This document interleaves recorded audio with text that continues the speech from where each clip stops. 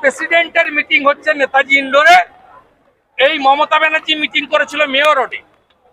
তারপরে দল খুলল, অটলজি মহামানব ভারতরত্ন, তিনি একে বাংলার মেয়ে হিসেবে আশ্রয় দিলেন। যে গরিব মেয়ে লড়াই করছে, সততা আছে, সিপিএম কে সরাতে চায়, একে অটলজির মতো উদার মানুষ, ভগবান দেবতুল্য মানুষ আশ্রয় দিল। প্রথম বেইমানি রাজীব গান্ধীর সঙ্গে, দ্বিতীয় বেইমানি 2001-এ অটল বিহারী বাজপেয়ীর সঙ্গে। যে অটল বিহারী বাজপেয়ী একে রেলমন্ত্রী করেছিল। এর গদ্দারের ইতিহাস 98-তে, 97-তে কংগ্রেস, 98-তে এনডিএ, 2001-এ কংগ্রেস সঙ্গে জোট, 2002-এ আবার এনডিএ, আবার 2009-এ ইউপিএ।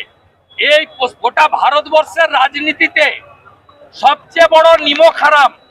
যে যে উপকার করেছে তার পিছনে ছুরি মেরেছে, সে রাজীব গান্ধী হতে পারে, অটল বিহারী বাজপেয়ী হতে পারে, আর অন্য কেউ হতে পারে।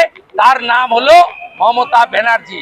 সবচেয়ে বড় গদ্দার কেউ ভারতীয় রাজনীতিতে থাকলে তিনি হচ্ছেন মমতা ব্যানার্জি। এখন হিন্দুদের হোমল্যান্ড পশ্চিম বাংলায় হিন্দুদের পিছন থেকে ছুরি মারছেন, মা কালীকে প্রিজন ভ্যানে তুলেছেন। এর ক্ষমা নাই, ক্ষমা নাই, ক্ষমা নাই।